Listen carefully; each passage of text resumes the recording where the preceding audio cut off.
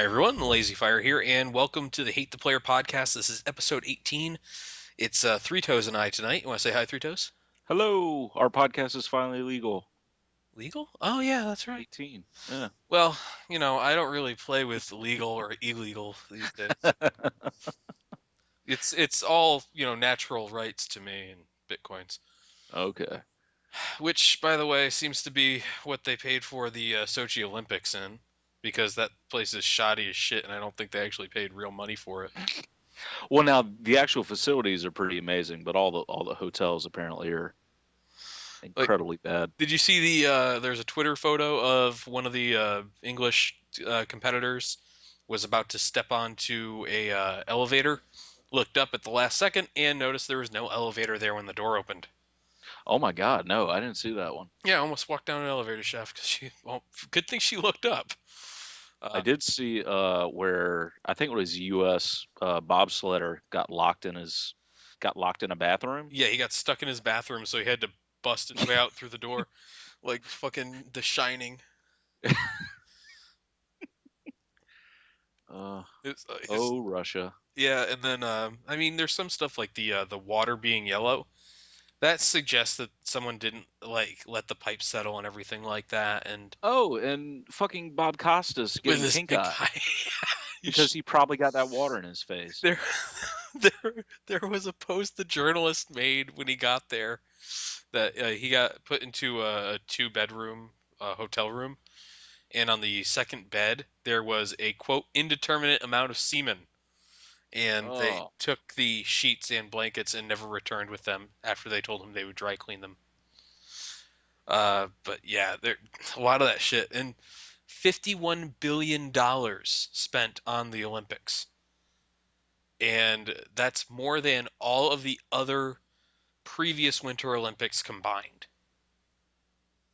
That can't be right. Yes, because all the previous Olympics combined go up to about $30 billion. That does not count for inflation. I'll give it that. But at the same time, that's a fucking ton of money. Well, And again, I think they put everything into the facilities and nothing into accommodations. or they put everything into Putin's wallet, Bitcoin wallet. Or yeah, that as well. But have you Which seen? Oh, sorry. Go ahead. no, I was about to say I've heard that there's been a monumental crash of bitcoins lately. Yes, there was a bit of a crash. I can't remember exactly what caused it, but oh yeah, that's right.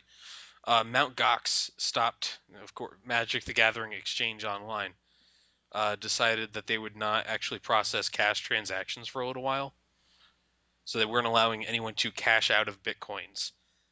And because why would you do a thing like that when you're supposed to be buying this for alternative currency uses?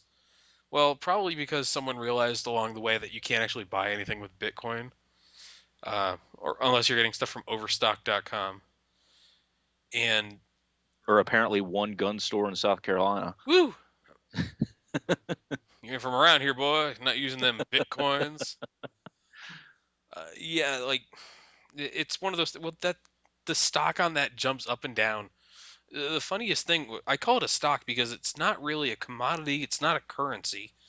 It's like something. It's a money sink, basically. Yeah. Some people have computers or cars or all this other stuff they sink money into. Well, the Bitcoin people have computers too. They just basically hook up like six R9 graphics cards and call it a computer, so they can mine better. But it's like it's like I'm gonna put all my money in Bitcoin. What am I going to do with it though? It's gonna keep going up because there's only a limited amount, and then they like complain constantly when the price shoots down or up because there's no central authority regulating the market. No, yeah, funny how that works. Yeah, really weird, huh? You might as well invest in commemorative plates. Hey, listen, my Dealer in Heart plates are going to be worth a lot of money when he finally comes back from the dead to prove that he's actually Jesus. Uh, no, you know what? There's a really good story about when my fiance and I started dating. We were hanging out one day, and it was a Target parking lot. We had just eaten dinner, and we were talking for a bit in the car. And all of a sudden, we see a rape van and a station wagon just busting through the parking lot, like 60 miles an hour, just like tearing this place up. one of them, the station wagon went and like hooked up this bit of construction equipment to the back of their car. They had a ball hitch on it and was just driving it around for like a good hour. So we called them Rape Van and the Intimidator because the station wagon kept getting really close to Rape Van and like making it veer away. And it's like two 16-year-old kids in either of them. It was ridiculous. That's whenever someone says something about Dale Earnhardt and commemorative plates or calling him the Intimidator, that's the story I remember. And now people know way too much about my life and Roll how Tide. roll tide. But I mean that's what I think about these days because I haven't actually had a lot of time for video games. I threw myself into a new project. You got to actually be on that project. Yeah, it was fun, man. I hope we can do it again. Yeah, me too. I might actually call on people to do commentary over multiplayer videos at some point. So that might be something to look into. Although I've got all the different people lined up for all the other episodes. So Gotcha. I'm not shooting down your aspirations to be an LP subforum superstar, but I mean I'm sure there's someone who'd love to have you on there. Beals actually said that you have a sexy ass voice the other day in the thread. I kind of get that a lot. Yeah, I don't know if it's my slight accent or what. I don't know, man. He said it's pure sex, actually. Well, let me correct myself. Not a sexy ass, it's pure sex. uh, None if of I that could bottle it, I'd be a millionaire. fuck water. Fuck water. Call back to early episodes. No, but oddly enough, you've had no time to play video games, and I've actually been playing like 3 games simultaneously. Yeah, and you mentioned that to me. You actually had a really good time with one that you were trying to convince me to buy. Which one was that? Was it Octodad? Yeah, you said you had a good time with Octodad. I think there was another one that was on I Steam that you liked. I did up until a point. The other one might have been Tiny Thief. Yes, that sounds familiar. I have Yeah, to go back through our chat. and that one, it's Tiny Thief's really quick. I'm pretty sure it's the same people who did Angry Birds. Was it Mm, Rovio who did yes, Angry Birds? Rovio. I'm pretty sure they produced this one as well because there you can see small birds in the game who look just like the Angry Birds. Um, but it's a point and click puzzle slash adventure game. Real cutesy kid animation, but it's really good. It's got a lot of like slapstick comedy, which I'm a sucker for. Um, and it's a simple, you know, find an object, figure out where you need to use the object to progress in the level. You're trying to collect certain things each stage because you're a tiny thief. And Oh, it's just a okay. fun little puzzle game. I And can't really, I is it don't really know how else to describe it. is it like uh is it like a Splunky where everything's randomized or the levels? No, it's pretty linear. Actually, it's incredibly linear, and it's got the same theme with like Angry Birds and some of those other games, where you can 1, 2, or 3 star each level depending on what you find, Hmm. like secondary objectives and tertiary objectives and stuff like that. Um, so basically, it's got a little story that plays out to where you're the thief and you meet like the princess of this kingdom that you're a thief in. You fall in love, and blah blah blah. You have to rescue her from an evil mastermind later in the thing. So, Hmm. Makes but sense. yeah, it's fun. I think I paid $3, $4 for it. That's about as much as I'd pay for a Rovio game. Yeah, Although you I mean it could, was it was good for an afternoon of entertainment. yeah, you could go out and purchase Angry Birds for $60 on your new Xbox One, had you need for such an object. But you played Octodad, which I had I seen did. a bit of it when it was the free to play version that someone they released to kind of as a proof of concept. Right, and I had never heard of it before, just hopping on Steam. It's kind of been my mission lately just to find fun, cheap games on Steam that'll run on my Mac. Mm, And I had never heard about it before, but yeah, apparently it was like a student senior project in college, yeah.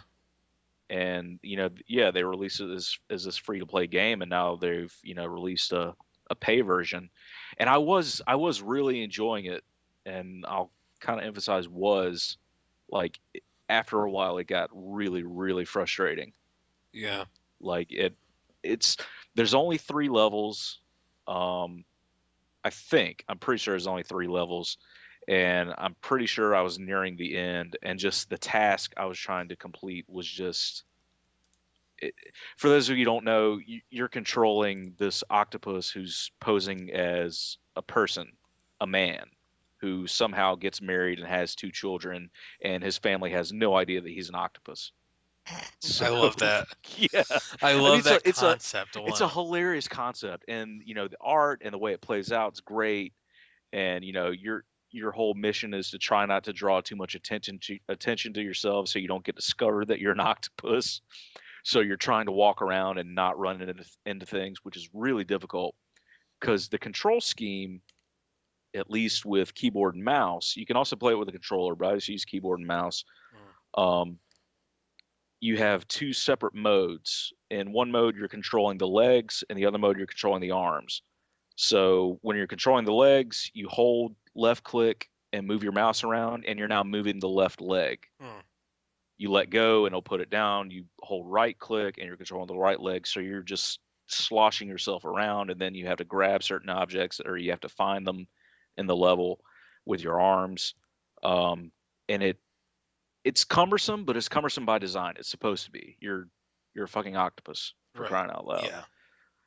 Just at one point, it just got to be too much. I got too fed up with it. Like the task they were wanting me to complete, I just got too frustrated. I'm sure I'll go back at some point and finish it, but I just got so frustrated with it that I had to take a break. I was like, this game's way too ridiculous for me to be getting mad at it.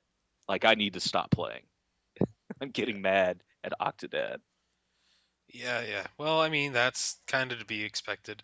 Yeah. And the third thing I've been playing is Estranged Act 1. That's a mod for Amnesia, right?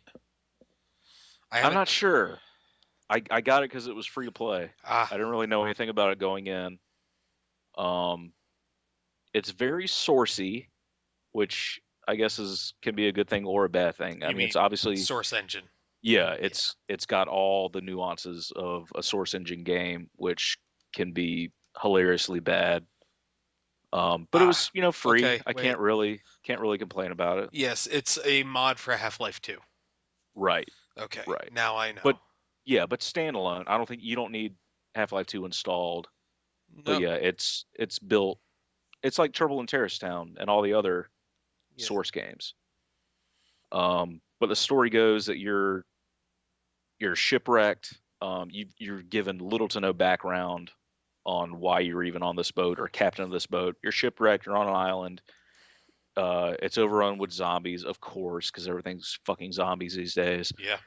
Of course. Um, you meet a dude who gives you a gun, which functions hilariously, by the way. Like even when you're out of ammunition Yeah. and it's a typical 1911 pistol. Even when you're out of ammunition and you click fire, the hammer drops and the slide goes back like it had actually fired around, but you have no bullets. Like whoever put it together has no idea how guns function Oh at boy. all. Um, and it moves really slow too. Like it's just hilarious. But and then you're captured by some corporation that you get the feeling is behind all of this stuff, but you're given very little, and before you know it, the act's over. Like I'm not sure when Act 2 is coming out, but this took maybe an hour and a half, 2 hours to finish, so it was kind of disappointing. Mm. Granted, Well, it was free. I I was can't. gonna say it's a free game. Yeah, it's free, Here's this but thing. Complain about it, please. well, well, No. no. I mean, if I'm gonna, I hate being left hanging. Yeah. Well, it's Act One. Yeah, but I'll say this: I instantly wanted to play Act 2, like I wanted to keep going. So that's why it was frustrating. Oh, that's. I mean, that's good news. They Yeah, gave you something to really want to play the rest of the game on. yeah, because they gave you absolutely no information in the first act, so you're left completely hanging in terms of what the story is. So yeah, you have absolutely no closure at the end of Act 1, so you might as well play Act 2.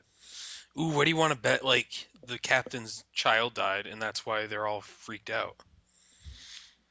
Can I get points for that? Because I called it ahead of time. I'm not sure if his family was on the boat to begin with. Well, I mean, like this could have been years ago, and now he's suffering a like a breakdown or some nature. I don't know. That's it. So, does it have any ties to Amnesia? No, there's a different game that came out recently that's an Amnesia mod that I think is in the same vein as that game. That's what made me think of it, actually. Gotcha. Like I said, I have not had a ton of time for paying attention to games recently, but you know, Well, you have just games you've already played and kind of hate. I like Battlefield 4. I know Arnold keeps saying he doesn't like it as much. You don't like the single player, that's for Oh, sure. God, the single player is a fucking mess. I I recorded after you and I recorded that episode. What was that? Tuesday? No, that was last week. yeah, a week ago. Okay, well, listen, my time is different for me up here than it is for you down there apparently. Because I had a snowstorm Wednesday, and that fucked up my entire like understanding of what time is because I didn't go in for work in the middle of a week. Very bizarre. Anyways, after you and I recorded that, I recorded another episode and then a third episode just the other day, and the the same questions kept coming up, which was, why does this thing look shitty on YouTube? And why does this game seem really bad? And the answer is because YouTube's compression is shit, and this game is really bad in single player. Like Battlefield 4 single player is one of the worst things I've ever seen. Maybe up there. I mean, Brink comes to mind when I think about really bad games that didn't really handle single player really well. I don't know if you ever played Brink, but I reference I it didn't. constantly. It looked so promising too, but It then did. yeah, nobody really enjoyed it. And I heard the multiplayer was so incredibly buggy on day one that people just kind of gave up. I think that's kind of what happened with Battlefield 4 because people complain. Uh, I should say there is a YouTube guy, Show, who calls himself the Russian sniper. He's heavily British though, and he likes to camping faggot at people and thinks it's funny and runs around. Yeah, he's one of those guys. Anyways, he's made a series of Battlefield Bad Company 2 videos, and he just keeps talking about like Battlefield 4 isn't fun. I'm not my friends. I have 50 friends on my list, and none of them are playing the game. And does that for like 45 minutes, and I'm like, are you serious? I played it for 6 hours last night. It was awesome. Even when we were losing games like by 150 tickets, that was pretty fun. We were like the Denver Broncos out there. We had no defense and no offense, and like we were still having actual fun with the game. Uh, so it's really weird. People are now that the thread's up, people are asking me to kind of describe Battlefield 4. Is it Battlefield 3.5? No, it's not, because saying something like that is absolutely pointless. Because it's like, if it's Battlefield 3.5, then we go back to Call of Duty Modern Warfare 2. Well, that's obviously Call of Duty 4.5, right? And Right. keep doing that because it's a sequel to a game set in the same kind of thing. It's a modern military shooter, just like the previous one was. It's got 64 players. It's got a bunch of vehicles. It's got a bunch of weapons. The unlock system's pretty similar. All this other stuff. You know why that is? It's a fucking sequel. It's right in the fucking number. Heads up, guys. Did you see Transformers 2? After you saw Transformers? Why are all these same characters in this movie? Why are they talking about stuff from the previous movie?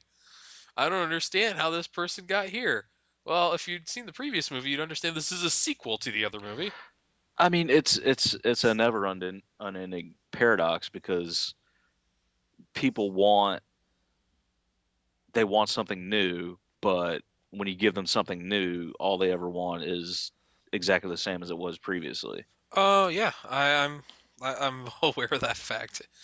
It seems I really like games that are going to go out on a limb and do something a little bit different, but still keep it playable. You know, like when you see, and this is my problem. I really fucking hate the term indie game and what it stands for, which seems to be 8-bit graphics and a chiptune soundtrack that everyone jerks off over. Right. And like that, it's everywhere though. That's 90% of what I own on Steam is stuff like little let's play this thing for 15-minute session games. I own Splunky, I own Faster Than Light, I have Risk of Rain, all these games that are like these, mini session games, Super Meat Boy style things, or just you play them for a couple minutes and then you put them away, you Right. go on with your life. I fucking hate those things. I love those games, but I hate about 90% of that market. Like if you sat me in front of an average one, I'd be like, "Fuck this place. I don't want to play this shit." And I'm gonna go home. Like everyone thinks that they're some sort of game designer now. It drives me absolutely nuts. Oh, of But course. I would I would rather play a well done one that is pretty similar to something else I've played than play something wildly different that tries to innovate in ways it doesn't need to. And I think that's what people miss about the sequels to successful games, especially multiplayer shooters, where people get really used to the mechanics and how like you can kind of tell people get really used to the mechanics based on the way some people talk about the different ways vehicles are used in Battlefield 4 versus Battlefield 3. Like one tank is not able to dominate an entire battlefield in Battlefield 4 the way it could in Battlefield 3. That sort of thing. Yeah. Well, you can't change the mechanics too fundamentally, but you still have to change things that were broken as shit because that shouldn't happen. Like that's kind of the sad truth. And people who relied on one thing or one tactic the entire time in the last game, maybe they don't get the chance to do that. It's a sequel. You're not buying Battlefield 3 repackaged with new maps. You're buying Battlefield 4. But, explain that to some people. Can't wait for Battlefield 4 Wii U. That's going to be great. Oh my God, is it really coming out on No, the Wii no, U? no, no. Uh, Actually, EA came out after the game was announced. And it's like, why'd you say all major platforms, including next gen systems, and not have a Wii U logo? It's like, because it's not coming to the Wii U. What's wrong with you? You said all major platforms, not all platforms Nintendo develops for. Uh, yeah, that thing that you've seen the stories about basically what's happening with the Wii U and Nintendo's business model changing. no. Okay, Enlighten me. the Wii U basically has been a massive failure, and Nintendo recognized that fact publicly in a statement and in some articles and interviews. To that end, they're basically saying they're going to try to rethink their business strategy. So what they might try to do is not make a shitty console that no one wants to play any games on. Uh, but I've been wrong before on these things because I was pretty sure they'd not make another Wiimote using thing, and then they fucking doubled down on the iPad attachment. Um, so what what's happening here is Nintendo's taking a stock dive. It's losing money. People are saying that this might be their last console, but that's what they said after the GameCube too. So uh, who knows? But the what happened this week was that the family that owns Nintendo, or the family, the chairman that owns Nintendo, or whatever it is, bought 1 million of their own stock. Just like took it off the market, What? basically. Yeah. Now you're allowed to do that. That's not like companies like Microsoft or something like that. They own most of their own stock, Right. or whatever it is. Like they own a percentage of their own stock. So what they're basically doing is trying to keep it off the market so it doesn't spiral out of price control issues, or it doesn't have price control issues or anything like that. Plus, they'll be able to get a bit more of a controlling interest, so maybe they can change the direction of the company if they really want to. But Nintendo was such a safe bet for the Wii years because they had the DS and then the Wii, just absolutely wrecking the market for everyone else. And now it's the Wii U and the 3DS are not selling to the levels they'd like. They don't have the software attachment rate they'd like to see. And I mean, a lot of people who played the Wii or had a Wii basically put the thing away after the first like 8 or 9 months, and maybe pulled it out for Zelda games or Mario games. But for the most part, there wasn't a lot of third party stuff there. And that's where companies make a lot of money because Most companies actually license out the ability to sell games on their platform. So Nintendo doesn't have to invest any money in, say, a Resident Evil game, but Capcom would, and then when they sell it on the console, they would kick back some money towards Nintendo for licensing. Uh, So while it's not as profitable, like pure, like if you look at it, like the pure money would be to sell a bunch of $60 copies of like a Donkey Kong game. But at the end of the day, like the profit's probably going to be in that $10 licensing fee or yeah. whatever it is. So I wonder if they're going to try and go back to like a more traditional gaming console. Yeah, I mean that makes all the sense in the world to me. I think one of the things that's kind of nice or kind of weird about what they did is that like the Wii and the Wii U were clearly, I don't want to say they're clearly attempts at making sure people can't pirate your games as easily because the Wii was introduced with a fatal flaw to that end. But like people can't emulate them as easily, so they'd have to own the console. Right. But of course, the Dolphin emulator can do both GameCube and Wii games just using a mouse. So I guess someone's going to come up with a way to use the Wii U on an iPad or something like that in a few years, and they'll be done there too. Because that thing has about as much power as a laptop. So who gives it? So what now? It might be rose-tinted glasses for me. What was so bad about GameCube? Like I remember enjoying it. Yeah, and I actually owned one because my PlayStation 2 broke down after I first got it. But the thing with the GameCube was that it's really the exemplar of what Nintendo would become. It relied a lot on first party titles, but it had a couple Yeah, I guess you're issues. right there. It had one major issue, which was that the Super Mario game it had for it was Super Mario Sunshine, which is generally Ugh. not favorably reviewed by fans of the series or reviewers. Well, actually, no, sorry. It had decent reviews because basically video game magazines can't say this Mario game wasn't very good, so they had to give it like 4 and 5 stars and shit. But uh, it's not remembered fondly. No, it wasn't fun. Like I flat out remember Super Mario Sunshine. Like it just wasn't fun. Yeah.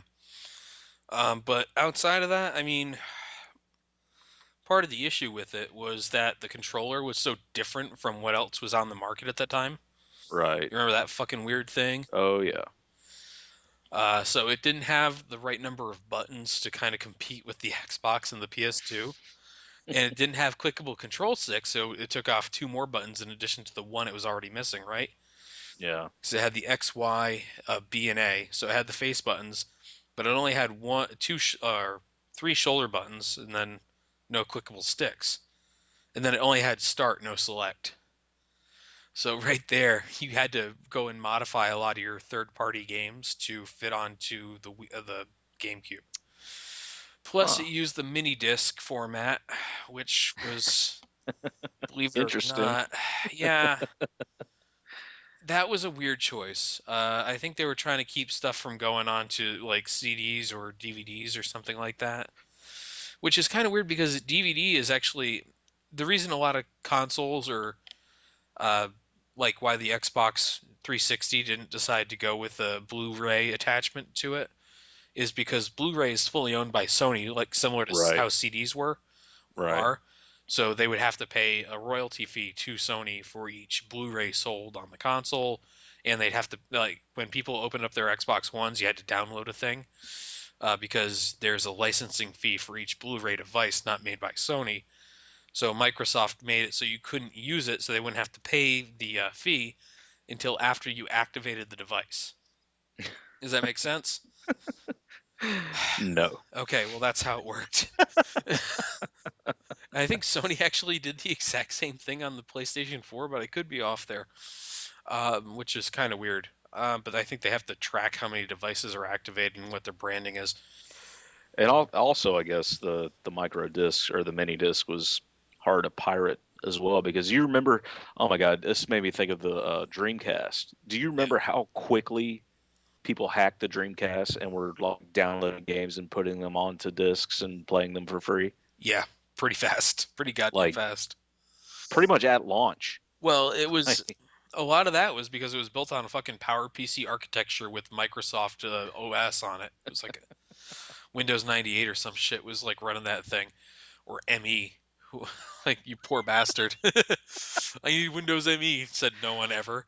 Uh, Uh, no, actually, uh, my freshman year, one of the guys in my hall who also had a Dreamcast, his roommate's computer was running ME at the time, and it was awful. yeah, yeah. My parents, their first purchased computer, no, sorry, second one, because we had a Windows 95 machine forever. And then finally they're like, we need to get a computer that doesn't run like shit when you try to run Word. So they bought like whatever was in Walmart, which I regret to this day because I had to use that thing for a while in high school. Had ME on it, and I think they ran that computer for like a good 10 years. My Wow. parents are not smart computer people. I kid you not, four laptops, two tablets, a desktop PC, and I think only one smartphone in the house. And part of the reason on the laptops is because they had a faulty fan in one of them, and my parents refused to send it in for a while, so my dad used to put it in the freezer for like an hour and then pull it out, run it, and the thing would stay cool enough for him to like do some stuff and then turn it off and put it back in the freezer. My parents shouldn't be allowed around technology, is what I'm trying to get at Wow. here. But yeah, the Dreamcast had this really easy to crack emulation because it was on like they call it like a GD ROM or something like that. Yeah, I'd have to it look was it up. like, yeah, it was something like a gigabyte disk or maybe 2 gig disk. Oh, by the way, one of my favorite things about Google Chrome, if you type in wikipedia.org and then hit space, it will actually turn it into a Wikipedia search in Chrome. Make sure to use that. Neat. Yeah, but let's see. What did it use? It used a GD-ROM. 1.2 gig, you're right. GD-ROM, who owned this shit? Oh no, of course it was developed by Sega and Yamaha. Because when I think storage mediums, I definitely think a company I associate with dirt bikes. Well, see, I associate them with music equipment Oh, okay. Maybe it's a different company. and dirt bikes. Hey, a Hello Kitty Dreamcast. See, I enjoyed the Dreamcast, but I was always a Sega fanboy growing up anyway. Like I had, except for the Saturn, I had every Sega system. Yeah. Yeah, I had a Genesis and then it broke. Like, I had terrible luck with consoles. Whenever someone says like PC gaming things break all the time, I had a Genesis that broke after 2 months of owning it, so you couldn't go right in the first person. Like, you literally could not travel right on the screen with the player one port. And And of course, 99% of games side scroll from left to right. uh-huh. And so if you hit right, you'd actually go left, and if you hit left, you'd still go left. Um, so we got rid of that. I got an SNES that lasted for over a decade. But then I got a PlayStation 2 that died around the time the Thing video game came out. If you want to guess a date on that, it was by the time I was 16. So, because I remember driving to Walmart to exchange copies of the Thing in because they were broken, not realizing why it was breaking down was because the PlayStation was dying. Then I got a GameCube that worked the entire time. You're noticing the Nintendo consoles tend to live like a lot longer than the other ones. GameCube worked forever. Xbox 360, I had 5 Red Ring on me over the course Oh of my its lifetime. God. So like every time I never played a Jack and Daxter game. I never played a Ratchet and Clank game. All these things that I should have played as a PlayStation owner, I never got to them.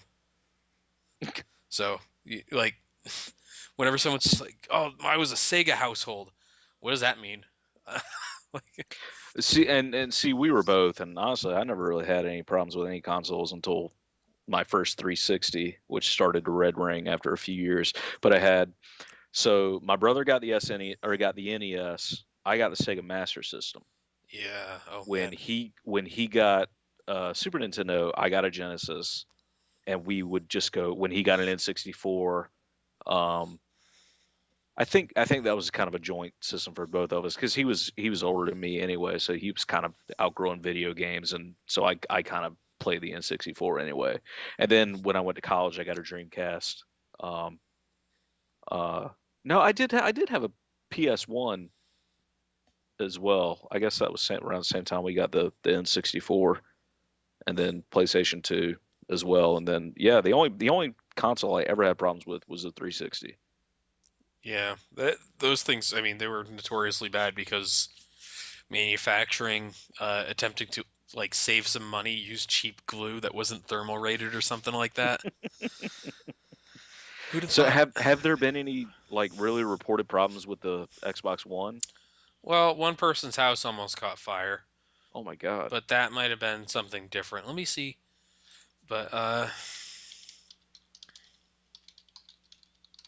yeah. What? Why does this autocomplete to house fire? Jesus fuck. Man runs into burning home to save Xbox. That's not what I'm looking for. Xbox One console smoking. Let's see.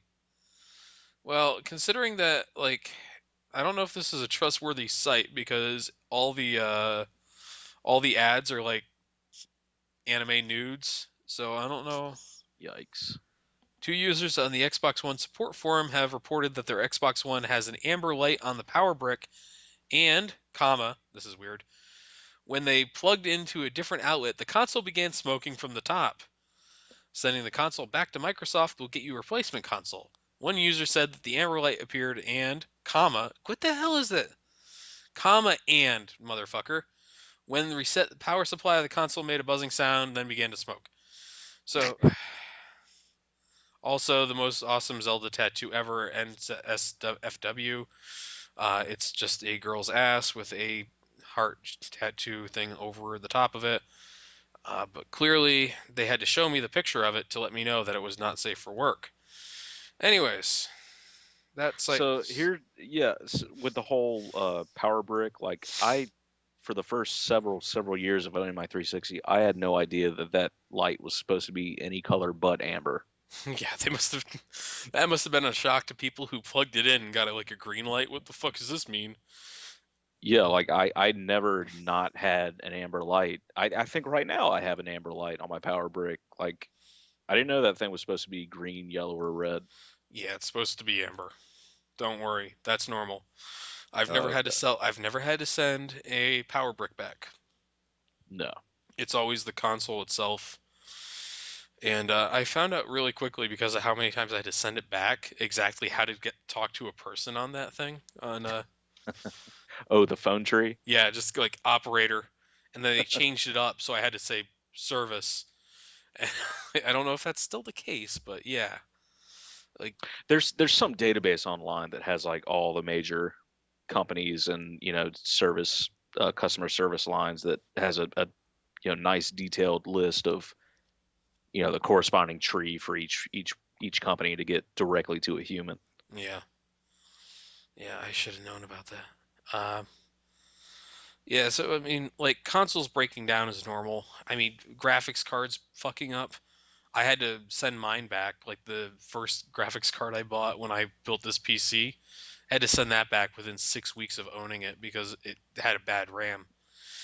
It, like suddenly manifested itself one day, and I'm just reading forums, and I'm like, man, that's a really weird set of squares on that side of the screen. And then I scrolled down, and the squares migrated, and it's like, okay, well, that's bad too. Sent it back. Had to use my shitty laptop for 2 weeks while I waited for it to get repaired. Because I may or may not have said I have a lot of things I need to do with this PC, so I need this back as fast as possible. So I don't know if they thought I was like Bitcoin mining or if they were like, oh my god, this guy's really important. He must be a graphic designer or something. Like, no, I have to make videos for the internet. It's vital I have this for that. Perhaps you've seen my YouTube channel. Let me start off every conversation with that from now on. Speaking of graphics cards, I can't believe I hadn't mentioned this before, but while I was at home over, Christmas time, um, I don't know what the reason was, but just in my childhood room, looked in the closet for something and saw a box for the first graphics card I ever purchased for a PC, Oh boy. probably from 95, 96. I'm fairly sure this was like the first aftermarket, like third party graphics card. Holy shit! Did you get a Voodoo too? Before that, Oh my god. Monster 3D. Ooh. Yeah. And that shit was expensive back then, too. That was been like $400 back then, which is like what, $640 now. Yeah. Oh my And god. I think maybe it had like 2 megs of Oh yeah. graphics RAM. Well, no, I was looking at the Dreamcast. So that came out in 1999. It touted a whopping 16 megs of RAM. Wow. Yeah. And the Xbox, now here's the fun thing. The Xbox 360 came out in 2005, I want to say 2004, 2005. No, 2005 definitely. Maybe 2004. Anyways, it came out in 2004, 2005 with 512 megs of RAM. The Xbox One came out in 2013 with 8 gigabytes of bit of a jump. Oh, So you think about that, like in the decade between when you bought that card and when the Xbox 360 launched, which by the way, it was super underpowered compared to any PC at the time. Which like most PC games were requiring at least a gig of RAM at the time. Uh, they jumped what 250% on you on the the RAM. That's by the way all system RAM. It is not just card RAM, so that's a little different. Today, if you buy a graphics card, you can get up to 6 gigs of memory on it. I have one that runs 3. So still, that's a ton of difference. wow. Yeah. Yeah, I just had to hop on Wikipedia and look up the Monster 3D. And apparently uh it was based off the Voodoo and Voodoo 2 chipset, so maybe it was just after the Voodoo 2. Mm. But yeah, it's had 4 meg PCI. Yeah. Wow. Man, I mean, I mean, that's the thing was like there weren't really any games that could even like use it back then either. I think the only thing that could really use it when I got it was like the demo CD that was just like graphics oh my god. demos. Oh I man. remember I remember it had this awesome T-Rex that would run because this was right around the same time Jurassic Park came out. Oh yeah, It that's was just a right. running animation of a T-Rex that you could like spin around and do like a 360 view of. That's yeah, I mean that's the insanity of it. Like when those aftermarket cards started coming out, like most games didn't require you to have something that powerful to run them. Oh no, not at all. Although my parents' Windows 95 stock machine, I love bringing that thing up now. God damn, do I love bringing that thing up now. Could not run Command and Conquer Red Alert very well by my recollection compared to now, where like I can boot up a ridiculously complex game in moments. Command and Conquer Red Alert would take me up to 10 minutes to load in a level. No joke. It ran fine once it was in there, but it would take a long ass time. That's probably more to do with the hard drive speed, which was probably ridiculously low. Two, Yeah, not even two, RPM, just two. two cycles per minute. Like we didn't figure out spinning until recently. These stupid plate drives. Um, but yeah, like the the ridiculous march of technology in like computing and video games and all this other stuff. I mean, if you told me when I was my first year of college, where I had a fucking flip phone, it's like, hey, dude, listen, in 10 years you will not understand how you could have ever used this piece of shit. You're gonna have a basically a small computer. No, sorry, the my smartphone now has more graphics ability and a faster processor than my laptop when I went to college 10 years later. Uh, that's fucking ridiculous. It costs about the same too, But well, I actually got it for free, but that's contracts and all that stuff. But like, no one, you could not have convinced anyone back then that that was going to happen. Oh no, not at all. And the people who should know this stuff, the companies that sell it, they know the least. That's the I, best I part. I saw something the other day. It was something online, and it was, I want to say it was an old clipping from, I don't know if it was a Wired magazine or some like PC tech magazine, and it was a review of the iPod, which Hmm. had just come out, like the first gen iPod, and they were like lambasting it, saying that that it would never last, like that the format was shitty and that the controls were terrible. Oh my god. Yeah, I mean, well, have you seen those like the mechanical wheel iPods and all that shit?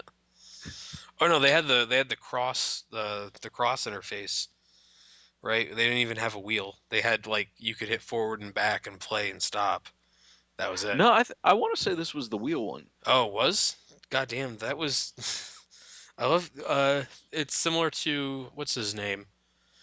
Economist Paul Krugman saying that the internet would have no more impact on business than the fax machine. Yeah, he said that. Like people use that against him now to say that he doesn't know anything about the economy, which is kind of funny because I'm pretty sure a lot of people who are in technology have no idea what they're like. They're trying to get these things out the door that they're basically copying like Facebook with Google or the Microsoft copying Google with Bing. Like, okay, someone came up with something better. Get this out the door. Like, no one knows what's going to come up tomorrow. When people were like, okay, the internet, it's this thing, it connects a bunch of computers. No one knew about Amazon. Fucking, no one had an idea Yeah. YouTube was going to be a thing. No one knew Google was going to figure out how to monetize searches. Or, well, no, sorry. Everyone had monetized searches. No one knew that Google was going to be able to do it with a good algorithm. But, I mean, that's the way of predicting things. No one would have known that, when Call of Duty first launched, that it was going to be the biggest franchise in the world every year outside of FIFA. Which that still blows my mind, but I guess they've got the entire rest of the world buying that game. Yeah, yeah. I mean, they still make it for the PlayStation fucking 2. Oh my God, really? Yeah, well, That's got to be like the only title that's still being developed for the PS2. yeah. From what I understand, it's like really a niche thing, but because a lot of nations where soccer is really popular might not have access to the PlayStation 3 or 4. Right, They they put it out on the PlayStation 2 because a lot of these countries have had those things filter out to them, or it was released there over the course of the life cycle.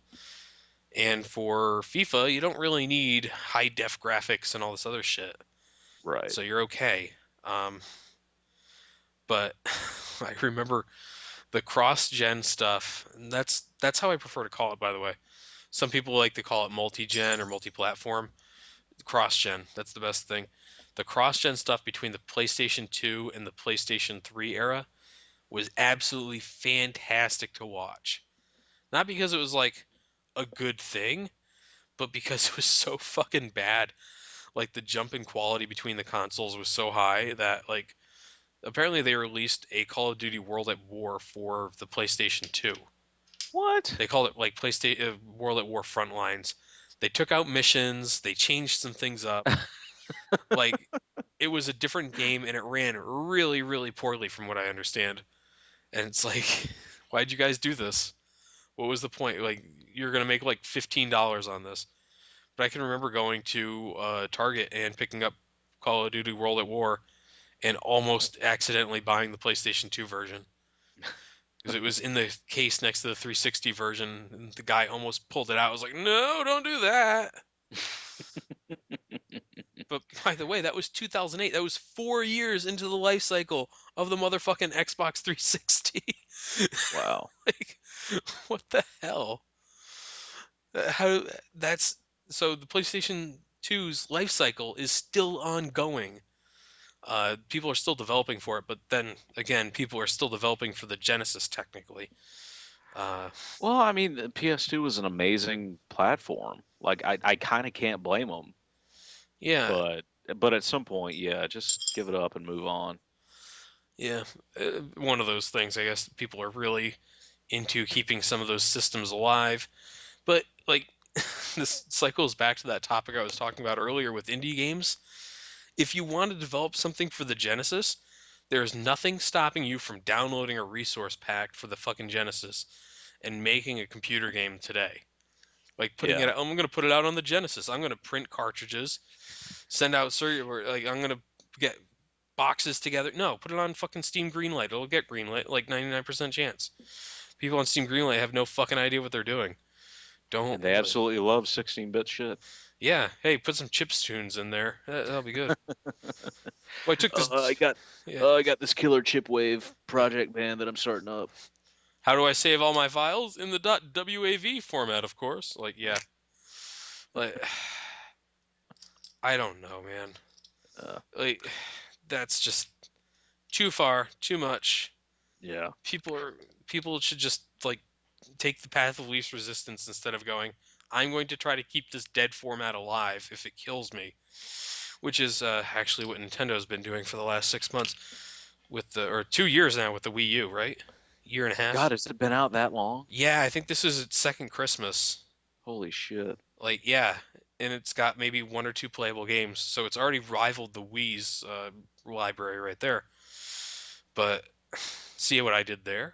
Haha. You Um, snarky bastard. yeah, take that console I never played. Take that, millionaires at Nintendo. Yeah. Haha, I showed you guys on this not listened to podcast. Um, but yeah, like that's it's just some fucking ridiculous shit when someone's like, I'm gonna make a Genesis game in 2014. Go to hell. Like there are better uses for your time that are not like your stupid platformer. The only time I've ever seen anything like that be pretty cool, and I'm sure there are a lot of other instances, but it was with NES resource packs. Someone took, I forgot what it was called, but they took Mega Man 2 and made it even harder. Oh, they ROM hacked, or is I it? don't I can't remember what it was called. I want to say, yeah, because my old roommate had a Wii and he purchased it through like the Wii network or whatnot. So it was like a Oh, downloaded game on his Wii. It was Mega Man 2, but they added in new bosses and made it so much harder. And Mega Man 2 was already pretty fucking hard. yeah. Like they made it so much hard. I wish I could remember what it was called. I'm gonna have to look it up. I mean, yeah. Maybe it was Mega Man 2.1. I don't think it was anything that stupid sounding though. That'd be a pretty great name, man. Just Yeah. saying. People should consider it. Um, but yeah, like some of the shit that people do, I can understand ROM hacks to an extent. I can understand like loving tributes that you put online somewhere. I cannot ever condone someone like, I want to make a Super Nintendo game because I played that console when I was growing up. Yeah, like a brand new concept. Like there's no point. No, there isn't. There's nothing you couldn't do by making it for the PC and just putting it on Steam or putting it on your own website or something. Right. But yeah, that's I don't know. Fuck those guys. I think is the general consensus out of this podcast. If you're one of those people who makes Super Nintendo games in 2014, go kill yourself. So to jump subjects, thinking of new games, apparently EA has been doing like a Titanfall reveal Yeah, type thing, and once again EA paid for like flew Woody's gamer tag out and put him up in a hotel to be at the reveal for Titanfall. why would you pay him to do anything? Well, technically they're not paying him, Ah, but they paid for him to fly out there and gave him a hotel room they want. for a game that he's probably going to play twice and then never touch again because all he does is admin a Minecraft server now. Hey man, that's a really hard job. Combat-based Minecraft. Yeah. Speaking of combat-based Minecraft, we're talking about playing Rust We together. are, yeah. And I think I man, I cannot. This is my problem. Do you know who boy male symbol next male symbol door is on Steam? I'm No. about 90% sure of who it is, but he owns a copy. No, it's not. Shit. Is it Shoot Pigs? I don't know. It's not Drekins. I really got to start labeling these things. Maybe it's Gav. I don't know. But he wants to comment on Battlefield 4 with me, and I might let him. But one of the other things is he actually plays Rust, so we might grab him and maybe get Draven on there as well because he's apparently bought the game and played it. Oh, nice. So So the servers are the same though, right? So even though I'm going to be playing on a Mac, we should be connected to the same servers. I really hope they are because otherwise that'd be really awkward. Me. Yeah, I might have to look into that. It's I mean, I know that like with like Counter-Strike and a bunch of the Source stuff, like it doesn't matter. I played Trouble in Terrorist Town along with Arnold, and I was on my Mac connecting to a the same server. Yeah. Rust should run on all operating systems. However, only Windows is actively being tested, and you might have bad performance or bugs on Mac or Linux. Yeah, Huh. I think bugs are the funny part. So Now, the reason I actually trust this is, wow, there's actually a whole Steam community saying don't buy Rust for the Mac. really, Yeah. And then someone says that Worm Online is actually a much better thing. Anyways, I don't know what Worm Online is. WURM. mm, Anyways, getting back to the subject at hand, they Rust had a big update the other day. I don't know if you saw this when you were looking at the game page or not. no. They actually removed zombies from the game on purpose. On purpose. So now there's no like NPC mobs. No, there's animals. There's always been aminals to hunt down and shoot and kill and cuddle. Or but that's how you get like chicken by beating a bear to death with a stone and then keep hitting it for a while afterwards. And it turns into chicken. Yeah, chicken and cloth and rope sometimes. Basically, all the contents of the bear's stomach. That's what Yeah, you it's get. like wow, it's like yeah, when you open up a shark and it's got like a suit Yeah, of armor in it, you're like, well, a yeah, license plate. And... it's like a bumper from a 1968 Cadillac. Yeah, sure. Uh, yeah, like it sounds like they removed zombies because one of the big things that they kept getting accused of is making a DayZ clone, which is ironic because if you read what the guys who made the game, Face Punch Studios are actually put together by the guys who made Gary's mod. Huh. So they know what they're doing, which is nice. But they actually say that they were inspired by DayZ and they were really tired of things you couldn't do in the DayZ game. So they said, fuck it, we're going to develop a game because we can, and made a DayZ thing that did a little bit more with like interaction with the world and such. Right. And then they said, fuck it, we're not even DayZ anymore, we're just going to make Rust. And they took zombies out. And zombies are how you get like certain items. You can get ammo off of them. Like they're basically farms. You can farm those guys, get some bullets, get going. You can get blueprints off of them, so you can learn how to make stuff, and so on and so on. Or research kits, so you could learn how to make stuff by using the stuff itself. So if you like killed a guy who had an M4, but you didn't have the ability to make an M4, and you had a research kit, you can study the M4 so hard that you can make it. Gonna study it so hard. I'm gonna study this M4. I'm gonna reverse engineer this Gonna thing. study the shit out of it. Yeah. So it sounds like they really just want to get away from the which I wholeheartedly agree with. If I have one more zombie game come out this year, I'm gonna fucking destroy something. Yeah, screw zombies. Are we done with It's over. zombies? Can we I be hope done? so. Because there's like 7 days to survive and Dying Light and Dead Island and Dead Rising and Dead Block. I think Dead Block. It's just lazy at this point. Like, oh, we need a bad guys for people to shoot in this game. Oh, we'll just use zombies. Holy shit, Dead Block actually a game. Okay. Uh, third-person action strategy game by Candy Gun Games. Definitely a real place or development company. But like everything is just okay. Zombie, zombie, zombie, zombie, zombie. Isn't this cool? Remember back in 2007 when this was really awesome? No, No. no. It actually goes back further than that when it was really awesome. Back to never. Zombies were always a niche thing, and then somebody was just like, okay, now zombie everything. So you go into like a Spencer's Gifts or something like that, and someone's like, I'm gonna play zombie baseball or zombie. Or, what was it? I was with a friend a few years ago. We're in a mall, and the cashier tells me about her zombie kickball league for whatever reason. And I just kind of stared at her, and I'm like, what the fuck is that? Oh, and by the way, this is like one of those places that had like a Cthulhu statue on Oh the God. counter. I can't even, I think it was a record store of some nature that sold paraphernalia. And I think I was buying like a CD back when you actually did that. She told me about her zombie kickball league, and I did not understand what I was hearing, and I was just like, that sounds really dumb. I don't know. I think she was like trying to get me to go or something. I don't know. This was a long Just time ago. hitting on you. Yeah, as little as that happens, it sometimes does. And that was one of those moments where I was just obliviously 18 years old.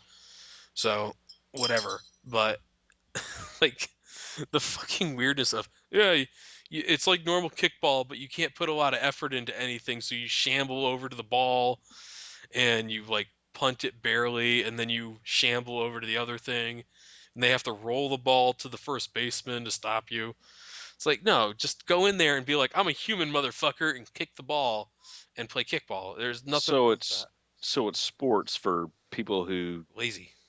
yeah, who aren't, can't excel at sports for one reason or another. So you just handicap everyone and make them run really slow. Yeah, exactly. It's Harrison Bergeron of sports. That sounds insufferable. And there's now zombie 5Ks. Oh There, no, yeah, I've seen those. They have them here, but just around Halloween, which I can deal with. yeah, that's not bad, Um, but it's still stupid. it's really dumb. And if people could stop putting zombies in everything and thinking that makes it okay or better, that would be fantastic. Yeah. Oh, no, no, no. I know what it was now. It was the Zombie Survival Guide. That was what I was buying. Because that was actually back when it was acceptable to buy those things. Nope, never was. Sorry. Okay, well, I can also take solace in the fact that I was barely out of my teens at the very oldest. So maybe, I don't know. I had that freshman year of college, so it would have to be when I was about 18, 19.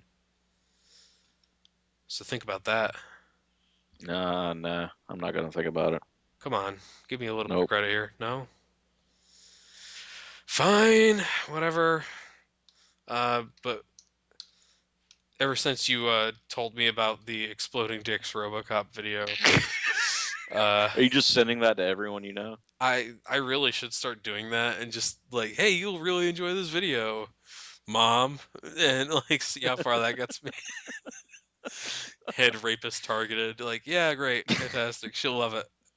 Um, that God, was so well done. I'm gonna link that in the description. Fuck it. Um, there's so many dudes just willing to not only show their dicks in that video, but willing to have, you know, their dicks basically exploded on video. yeah. I don't think most of those are real dicks, by the way. Just a heads up, I don't think RoboCop actually shot dicks. I don't know, man. We've got video proof now. It sure as hell looks like RoboCop. RoboCop just going around. He's unemployed now. He's retired for 5 years. He just drives around in his old car firing at Shooting dicks. dicks. I got drive by. Look at my dick. It must have been RoboCop. No one's got that accuracy. I hope that makes it into the new RoboCop movie. No, actually, no. Sorry. Take that back. I hope something fucking interesting makes it into the new RoboCop movie, which I kind of doubt will happen Eh, because movies back in the 80s could be over the top violent without like making everyone squeamish. But now it's like RoboCop's going to draw no blood the entire movie unless someone like falls down and hurts themselves, or the blood So symbolic yeah, or it's something. also rated PG-13. Oh, are So you fucking kidding? nope. But again, like Why? rating standards have like changed since the '80s, but still, it's not going to be anywhere near as what it was the original. I want to make the case that in a PG-13 movie you can say fuck once. I thought it was a couple of times, but like not double digit. No, there is actually a really good case study on this one. Is in the movie X-Men First Class Hmm. when they go to talk to Wolverine. He says "fuck off." And he said that they decided that was going to be their one use of the word fuck in that movie, so they could still make their PG-13. It was a good use of it. Yeah, that was I probably the actually best line in the really, movie. for the most part, I really enjoyed First Class. Yeah. It's going to be interesting to see how they do Days of Future Past. Everything I've heard so far has been pretty decent. So, but Yeah, then again, no one's seen it yet. So right. Hugh Jackman's just on internet forums all day, like you should go see this movie. Wolverine's amazing. I fucking love Hugh Jackman. Yeah, he's a renaissance man, man of many Yeah, talents. I can he's not a appreciate that. dick about it. Yeah, I'm better than you, but I'm probably not going to mention it too much. Yeah, Not like Russell Crowe. yeah. I was just about to say, like, I used to be like, and to an extent I still am. I really enjoy Russell Crowe's movies. I'm probably gonna go see Noah just for the way it looks. Like it looks like it's gonna be visually impressive. But yeah, just what a massive prick. Yeah, that guy. When we group Australians, it's like, okay, you can be Hugh Jackman or you can be Russell Crowe. Did you hear about how, Or Mel Gibson. or Mel Gibson? Yeah. So do you want to be racist or just mean? Did you hear about how Russell Crowe got that Robin Hood movie he was in changed out? Nah. Okay, so originally it was going to be called Nottingham, and it was going to be about the sheriff of Nottingham trying to track down Robin Hood and his band of merry men, and like how he wasn't really a terrible guy and all this other stuff, and he was just trying to do his job, and Robin Hood is actually causing problems by stealing from people, and it was going to be all about that. And then Russell Crowe signed on to be Robin Hood, and then Tony Scott signed on to direct, and they basically said, let's throw out this script and just make Robin Hood. And so they made Robin Hood. And they basically, so the guy sold his script, but they used none of it. Wow. So he Oh, he made money, yeah, he got paid. but I think he now cannot get that other movie made, even though it topped a lot of lists every year for the top unproduced screenplays, because it was out there and no one had bought it and no one started production on it. But now it's been bought and production has technically started and completed on it and made no money. So they have to take it off the list. But that'd be great if they could make that actual movie they wanted to make. I enjoyed that Robin Hood movie. I don't know. I heard Russell Crowe got so heavy that he couldn't be on the horse most of the time in the production of that movie. Um, no, he didn't really look that big. Uh, time to check Wikipedia. Oh man, I can't spell.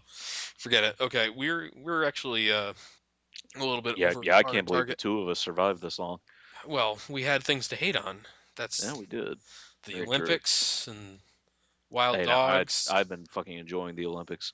Fucking wild dogs walking out on the cross country ski track. That's great. That's awesome. Hello, dog. I am here to chase the competitors. Like, I want to encourage them to go faster. Ski faster. Ski faster, motherfucker. So yeah, that should actually be it. Hopefully, Arnold will be able to join us next week, wherever he is now or decides to be then. He's out being Florida man. Yeah. Oh man, I'm so sad. They announced and then unannounced the boxing match between George Zimmerman and DMX. I saw that. I wanted to see that fight. So I don't think DMX would have much liked that. He might have some words about where the hood would be at during that fight. Have you ever seen DMX in real life? Dude is kind of short but He's intimidating. he's very small, but he would rip the shit out of George Zimmerman. Well, he's George Zimmerman's target demographic. You're gonna start punching him, and all of a sudden the gun is out. Where do you even get that? And if the referees decide by points that the match goes to Zimmerman. Oh. He stood his ground and he All right, we're stopping here. roll tide. Roll Tide. We're not continuing this.